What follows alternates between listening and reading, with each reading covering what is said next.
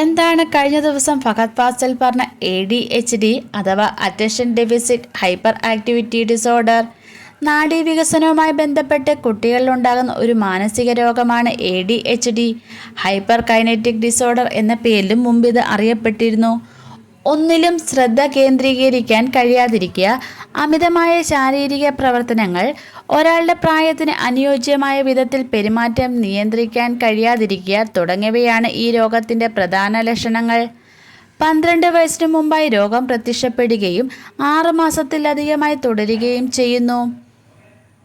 കുട്ടികൾ അവർ ഇടപെടുന്ന 2 അതിലധികമോ ഇടങ്ങളിൽ ഇതിൻ്റെ ലക്ഷണങ്ങൾ പ്രകടിപ്പിക്കുന്നു. ശ്രദ്ധ കേന്ദ്രീകരിക്കാൻ കഴിയാത്തതിനാൽ ഇത്തരക്കാരുടെ പഠനത്തെയും അത് ബാധിക്കും. അല്പം പോലും ഏകാഗ്രതയില്ലാത്ത തരത്തിലുള്ള ശ്രദ്ധക്കുറവ്, തുടർച്ചയായതും അലക്ഷ്യ സ്വഭാവമുള്ളതുമായ ചലനങ്ങൾ, പൊടുന്നനെ സംസാരിക്കാനും എടുത്തുചാടി കാര്യങ്ങൾ ചെയ്യാനുമുള്ള അക്ഷമം നിറഞ്ഞ പ്രവണത എന്നിവയാണ് ഈ രോഗത്തിൻ്റെ മുഖ്യ ലക്ഷണങ്ങൾ.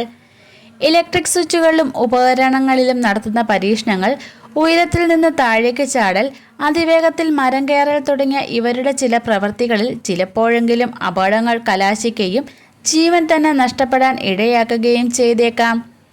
മറ്റു കുട്ടികളോടൊപ്പം കളിക്കുമ്പോൾ തോൽവി അംഗീകരിക്കാൻ മടി, പൊടുന്നനെ ശോഭിക്കുകയും മറ്റുള്ളവരെ ആക്രമിക്കുകയും ചെയ്യുന്ന സ്ഥിതി എന്നിവയും കാണാറുണ്ട്. ആവശ്യപ്പെടുന്നതെന്തും ഉടനടി സാധിച്ചു കൊടുക്കാത്ത പക്ഷം അക്രമം കാണിക്കാനുള്ള പ്രവണതയും ഉണ്ടാകാം. ക്യൂ നിൽക്കുക, ക്ഷമയോടെ ഒരു കാര്യത്തിനായി കാത്തിരിക്കുക തുടങ്ങിയവ ഇത്തരക്കാർക്ക് ഏറെ പ്രയാസമാണ്. ചില കുട്ടികളിൽ മേൽപ്പറഞ്ഞ ലക്ഷണങ്ങളോടൊപ്പം നിരന്തരമായ കളവ് പറിച്ചിൽ, മോഷണം, ക്ലാസ്സിൽ കയറാതിരിക്കുക, മൃഗങ്ങളെയും മറ്റും അകാരണമായി ഉപദ്രവിക്കുക, വീട് വിട്ട് ഓടിപ്പോകുക തുടങ്ങിയ ലക്ഷണങ്ങളും കണ്ടേക്കാം. ശ്രദ്ധ, ഏകാഗ്രത, ആത്മനിയന്ത്രണം എന്നീ ഗുണങ്ങളെ നിയന്ത്രിക്കുന്നത് മസ്തിഷ്ക ഭാഗത്തിൻ്റെ മധ്യഭാഗത്തുള്ള മസ്തിഷ്ക കാണ്ഡത്തിൻ്റെയും പാർശ്വഭാഗത്തുള്ള ടെമ്പറൽ ഖണ്ഡം, മുൻഭാഗത്തുള്ള ഫ്രോണ്ടൽ ഖണ്ഡം എന്നിവയുടെ ഏകോപനത്തോടെയുള്ള പ്രവർത്തനമാണ്. ഈ പ്രവർത്തനങ്ങളിലെ മാന്ദ്യവും കാലതാമസവുമാണ് മേൽപ്പറഞ്ഞ ഹൈപ്പർ കൈനറ്റിക് കുട്ടികളുടെ പ്രശ്നം. ഗർഭകാലത്ത് അമ്മമാർക്കുണ്ടാകുന്ന രോഗങ്ങൾ, മാതാപിതാക്കൾ തമ്മിലുള്ള പൊരുത്തക്കേട്, അച്ഛൻ്റെ മദ്യപാനശീലം, ചില ഹോർമോണുകളുടെ തകരാറുകൾ എന്നിങ്ങനെ ജീവശാസ്ത്രപരവും സാമൂഹികമായ പല കാരണങ്ങളും ഇതിനു പിന്നിലുണ്ട്.